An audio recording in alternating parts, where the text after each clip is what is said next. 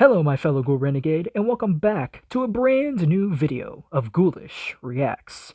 And today we are reacting to something very special in terms of content.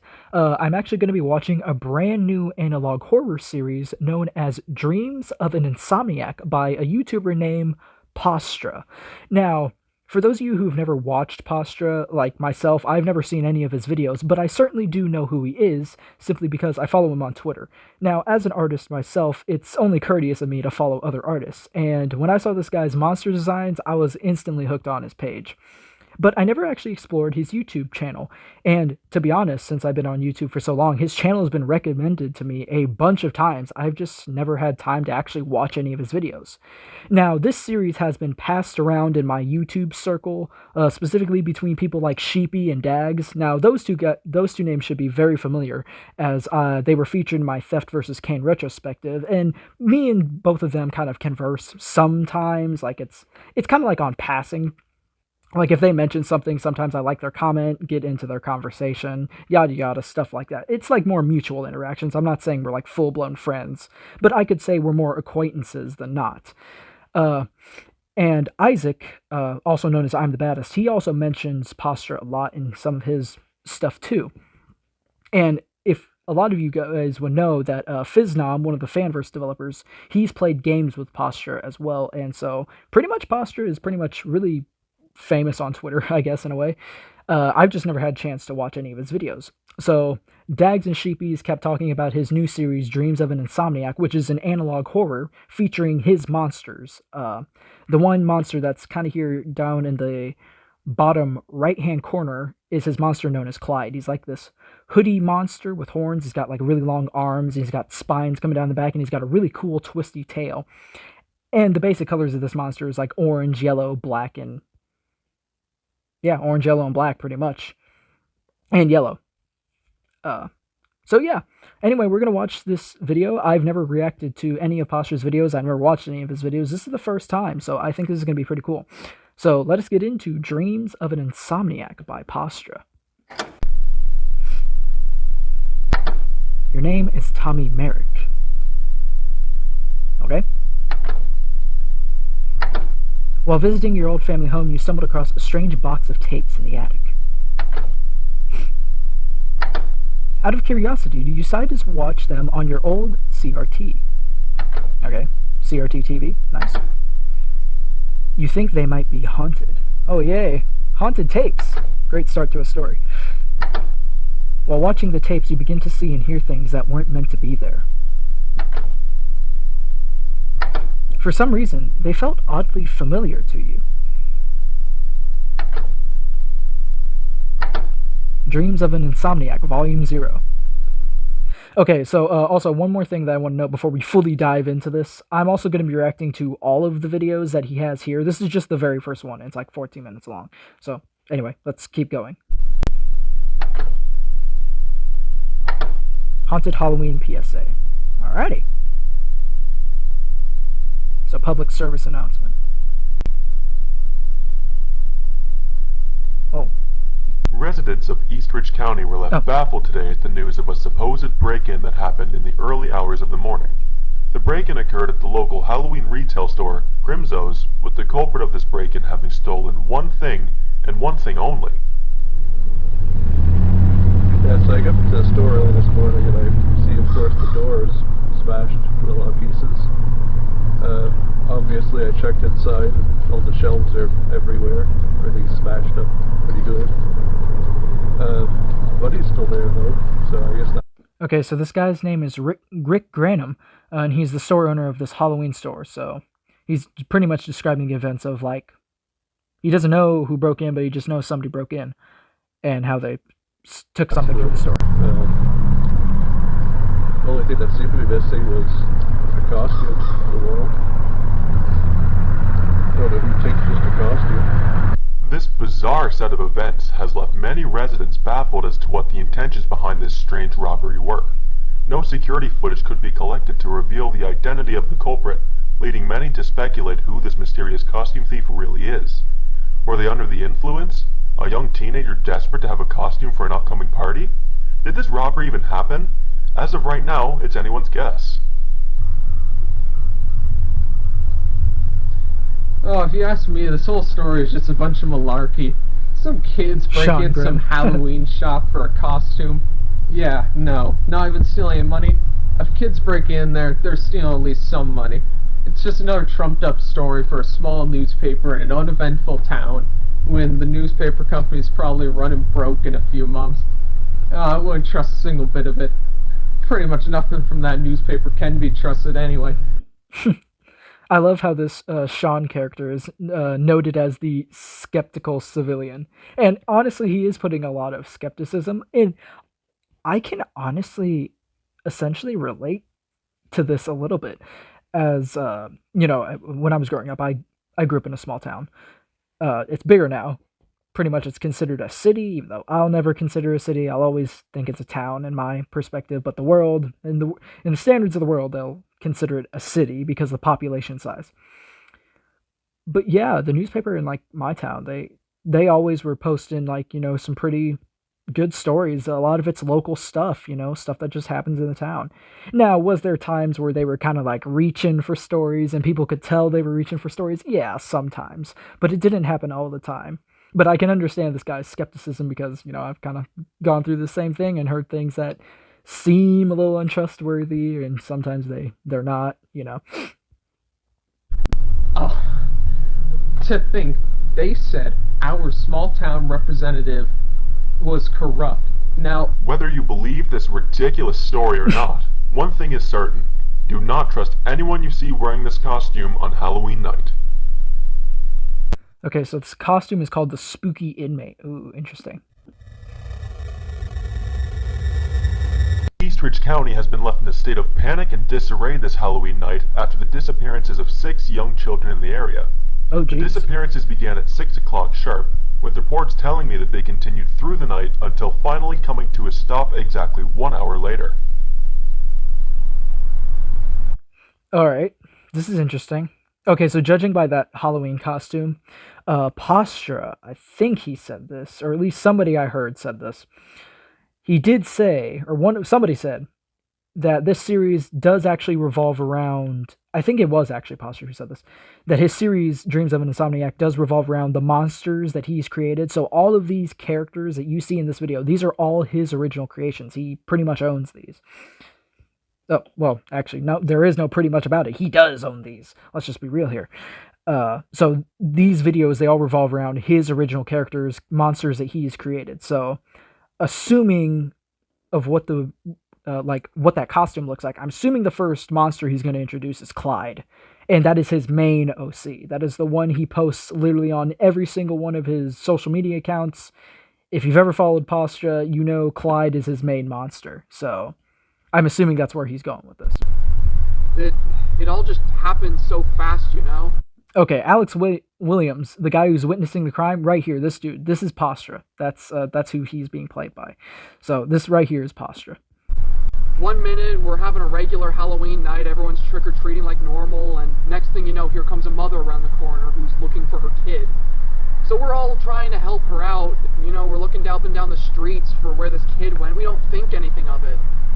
And then another mother comes over and she has the same problem. And another and another, and next thing you know, everyone starts to panic. The police are getting involved. Nobody knows what's going on. Nobody knows where these kids went, and nobody knows who did it. The names of the missing children are as follows: Jason McDonald, John Thompson, Okay. Ashley Wright, William Lewis, Norman Harris, and Sam Wilson. Police have spent the better part of the night searching for both these children as well as the culprit behind this heinous crime. While no one in the local area has been suspected yet, an eyewitness report described the culprit as wearing an orange, striped costume with horns, a tail, and a black mask depicting bright yellow eyes and teeth. It's advised that all residents of Eastern Okay. Yeah. Okay, judging by just that little police depiction, yes, that is indeed Clyde.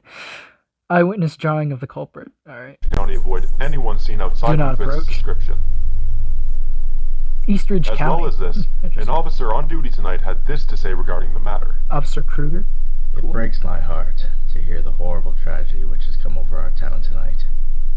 I promise, not only as an officer on duty, but as a father myself, that these children will be found found, and the culprit behind these horrible kidnappings will be brought to justice. Fair enough. Whoa, I saw a skull back there. As police continue to investigate, several mandates have been put forward in order to ensure the safety of Eastridge County residents. It is requested that all residents stay indoors, keep all doors and windows locked, and it is heavily advised to not trust anyone you see wearing this costume. Fair enough. Oh, I saw him in the background. I gotta pause for a minute. I like this. This is actually really good so far. And look, granted, even though it's in the typical analog horror format, this is actually really creative, and it actually has a really, really good story going on with it. Look, and I'm not just saying this just to, like, you know, pump up posture or anything. Like, I honestly, genuinely think this is good. Like, because there's so many other, like, different analog horror videos that they all just kind of copy off each other, and then the story is just, like, non-existent. It's just, like, it becomes uncreative. And I think that's the struggle with analog horror in certain aspects, is that so many people have done analog horror videos that the genre has become so saturated. And then when something like original and brand new comes out, like something actually original comes out, people don't pay attention to it because they think it's just another typical analog horror because it's set in that style. Like, I remember the first times I watched the Squimpus McGrimpus FNAF VHS videos, and I thought they were pretty original. Like, I thought it was an interesting take on the story. Or like when I watched the Walton Files, and granted, even though when it was based on FNAF, I thought that series was honestly really good. And even Baddington's original series, Harmony and Horror, I would say out of all the analog horrors I've watched, and out of all like VHS related projects I've watched, I would say Baddington's Harmony and Horror is easily one of the best ones. One of my favorites that I personally like. And even new stuff like Mandela Catalog.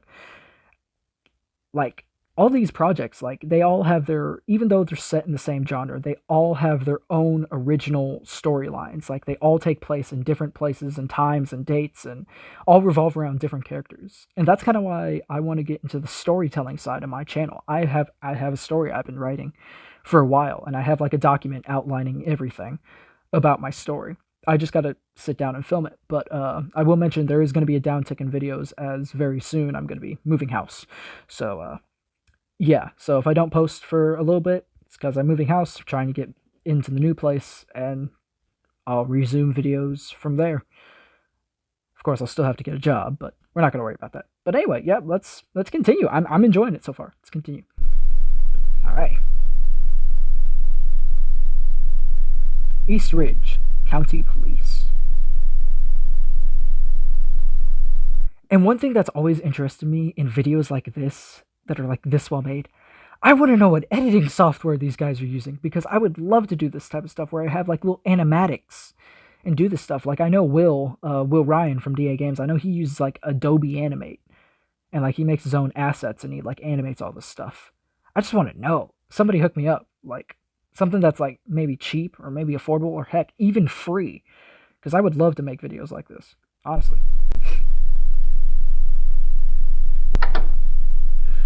Okay, we got to pause to read this. On the night of October 6th, 1986... Oh, wow, it's taking place in the ages.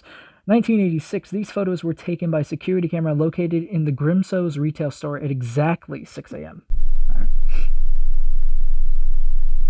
It says foreign laughter on the subtitles.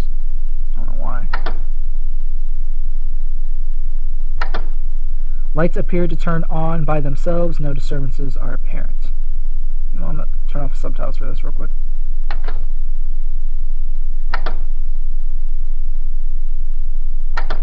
Motion was detected within the store. Items appeared to be thrown around and damaged.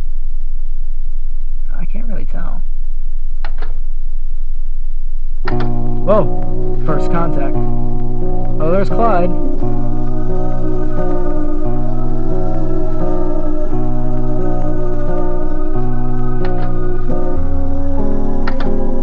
These photos, as well as the description from the eyewitness. Oh, that's even a creepier picture from before. Wow.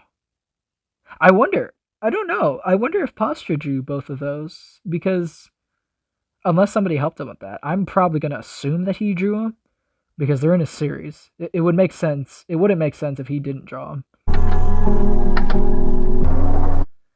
were the only two pieces of information we had regarding the anomalous entity known as the Eastridge Demon. Oh.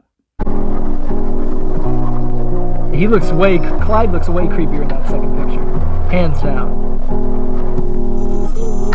Until today. Oh, the music is starting to change. I hear breathing in the background. It's all distorted. Like the music's just all distorted now. There's Officer Kruger again. Yeah. After multiple years of extensive mental and physical therapy, Officer Kruger, a surviving victim of the demon, was finally able to inform detectives of the events that transpired on the night he came face to face with this dangerous creature.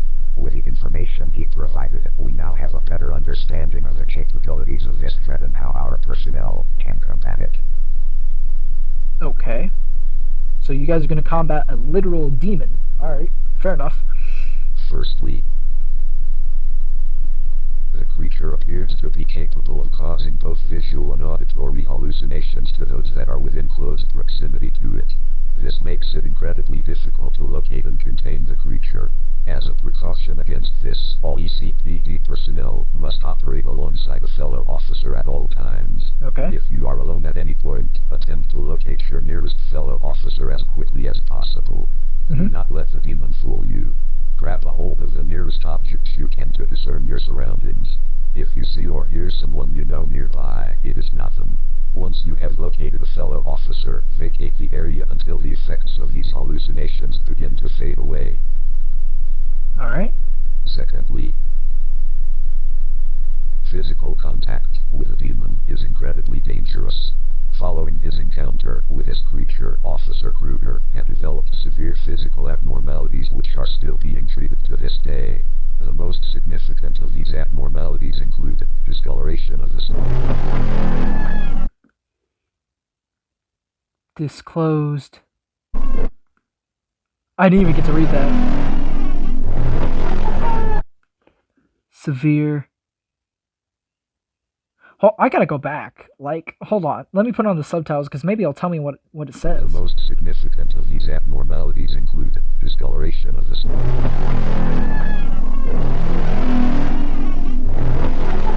Oh. Tightening the skin. Oh.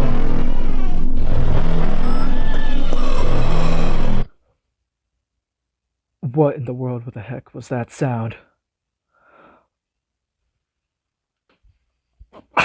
Bro, dude, his videos make me look around now, and I'm in a freaking closed off room. Oh, dang, I didn't think that was going to get to me so easily. I couldn't read any of that, but from what the pictures show, it's pretty gruesome. The last one I was able to read was the fusion of the skin and bones or something like that. Oh. Oh. That's not right. It is imperative that all ECPD personnel attempt to keep a level of distance from the demon at all times. Do not attempt to approach it unless it is absolutely necessary or it has been terminated. In the event that physical contact is made, approach a fellow officer as soon as possible and seek help. Okay. Finally, it is important that all ECPD personnel remember that the Eastridge demon is incredibly intelligent and is aware that it is being hunted. It will attempt to mislead you and will look for moments where you are most vulnerable. This creature should be treated as if it were human. Do not let it use its tricks against you. Do not let it touch you. Do not attempt to communicate with it. And above all else, do not trust anyone you encounter wearing this costume. Okay.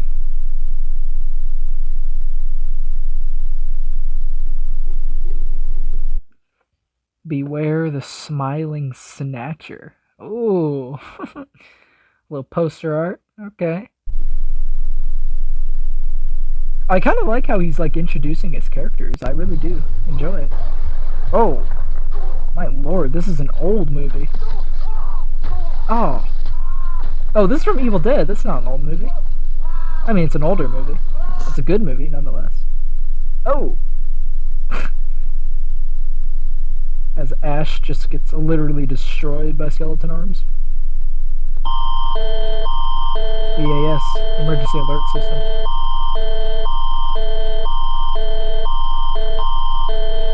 Pastra's dropping a sick beat.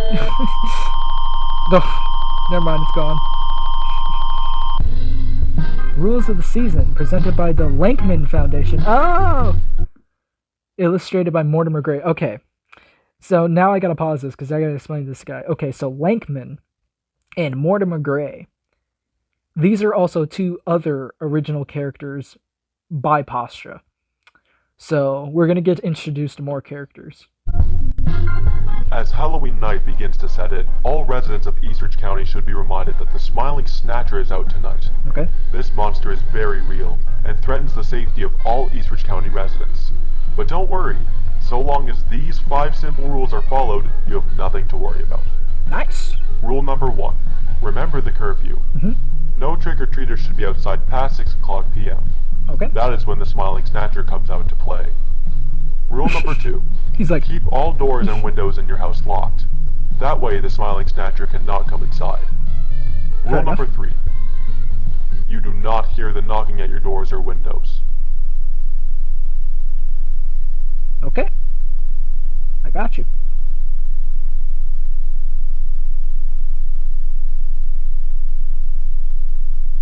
Rule number 4. You do not hear the knocking at your doors. Rule number 4.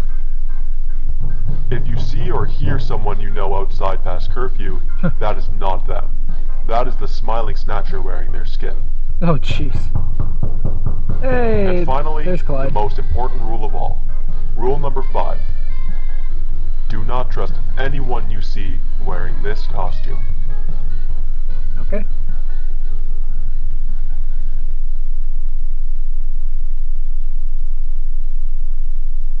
Alright, so Clyde's just standing there. He's just standing there, menacingly. Oh, here comes the music, kicking in. Whoa!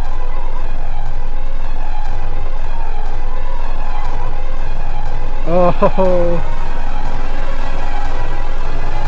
I swear, if you're gonna jump scare me.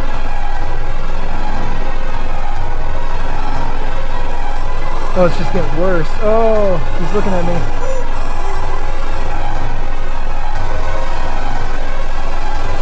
Ugh. I gotta put a photosensitive one.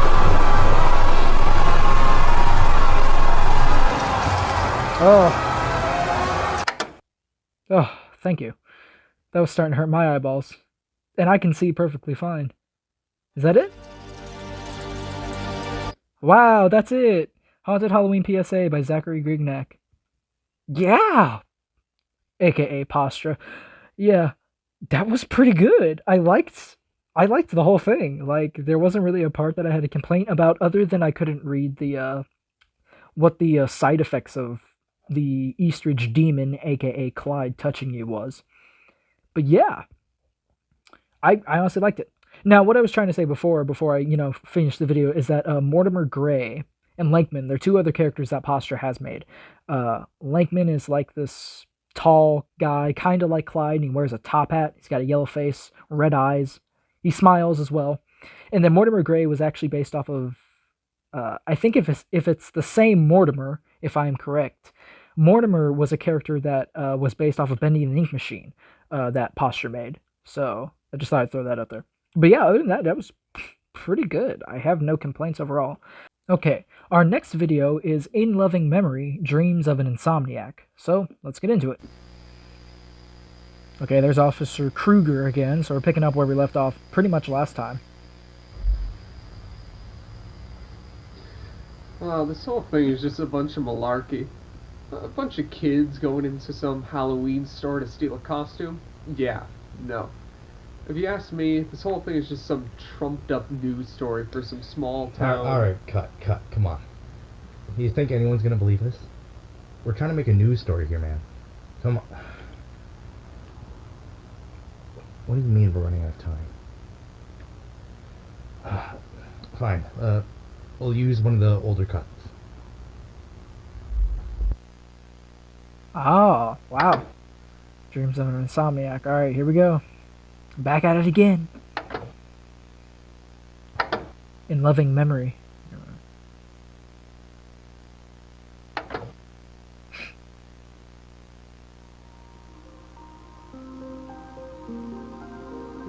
Oh.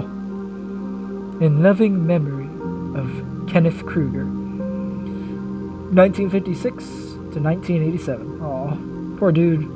A feeling of sorrow has hung over Eastridge County this Halloween night after the unfortunate passing of the late Kenneth Kruger. Kruger was a dedicated and passionate officer who always put the people of Eastridge County before himself. He was not only a respected officer, but also a beloved member of our community and a caring father. Kruger's passing occurred late into the night, with officers discovering his body after they had received reports of his son, Klaus, being heard screaming from inside their home. After arriving at the scene of the crime, they found his body hanging inside his son's closet. Oh, my As lord. well as his body, officers on the scene found this note left on his son's bed. Bro, I can't read that. I'm sorry. To my The dearest... disappearances that occurred last year affected Kruger more than any other officer on the case. He was very close to many of the families involved, giving him a sense of responsibility for solving the case. This quickly led to rage, sorrow, and regret, which eventually became too much for him to bear. Huh. Nobody was there to listen to Kruger in his time of need, but now we will make sure that his story is told. If you or anyone else you know are suffering from any mental health issues, don't hesitate to call this number and seek help. You are alone. This place will be your tomb. Whoa! Help. That was Lankman. His eyes. I recognize those eyes. Please help me. I just want to die. He's not dead. Why won't you let me die? Because I still have use for you yet. Oh. Who's this guy?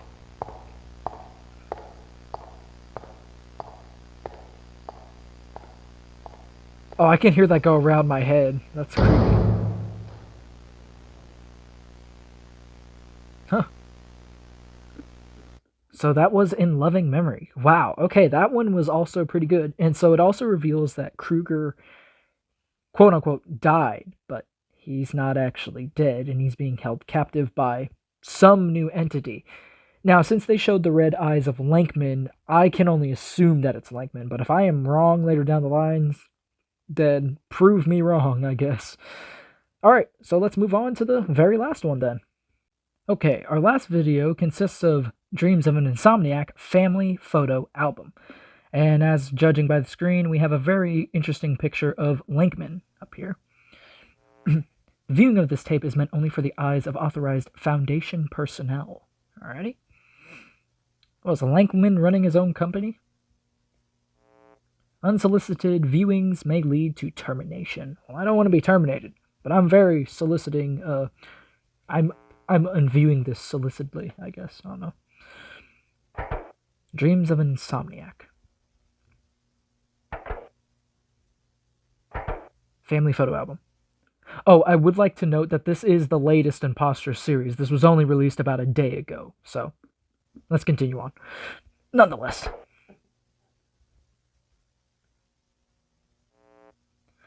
Okay, I gotta pause to read this. Okay. On the night of January 6, 1987, the ECPD had received a phone call from a distressed man reporting that something was trying to break into his home.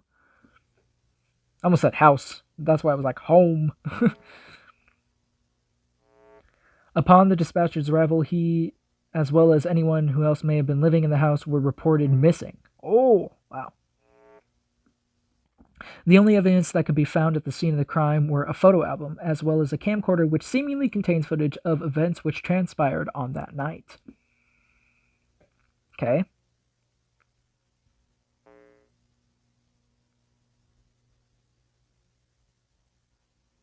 Family photo. Oh my lord. Upon opening the photo album, detectives were baffled to find out that all the photos within were horribly distorted. You think? Or edited with Photoshop, but, you know, in the 80s, Photoshop wasn't a thing. It was made incredibly difficult to identify the people depicted.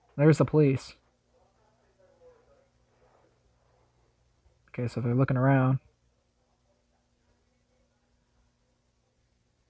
This is actually really well shot. I kind of like all the camera things that they did.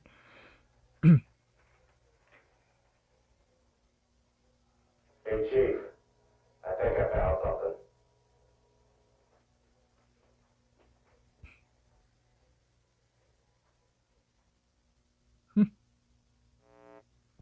I love you, the only clear photo of the perpetrator.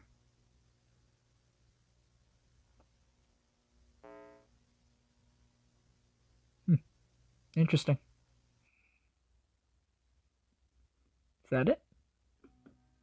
Family photo album by Zachary Grignac and Lyra Horrors. Oh, Lyra Horrors. Okay. Oh yeah, one thing I did forget to mention: Lyra Horrors and pretty much Pastra are basically, friends. They do stuff together, like collabs together, like all the time.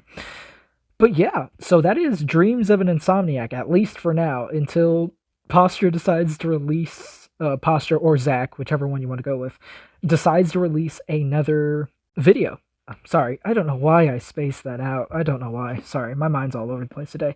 But anyway, yeah, that was Dreams of an Insomniac. I liked it. I think the story is really good. It's really original.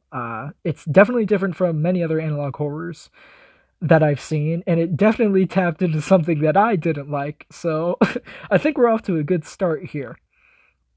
So yeah, I hope you guys enjoyed this video. I will link all of Pastra's social medias down in the description below, so you guys can go check out his page, check out his Twitter, check out his YouTube, check out all the stuff that he's done. Go check out his art and everything. So I'm linking all that down below, along with the Dreams of an Insomniac playlist, so you guys can watch the full series uninterrupted by me, of course. But yeah, anyway, if you guys enjoyed this video, please make sure to like, comment, and subscribe, and hit the bell for notifications for when I upload new videos, and make sure to follow my social media links down in the description below to join the Ghoul Renegade. And without further ado, I'll see you guys next time. Bye-bye!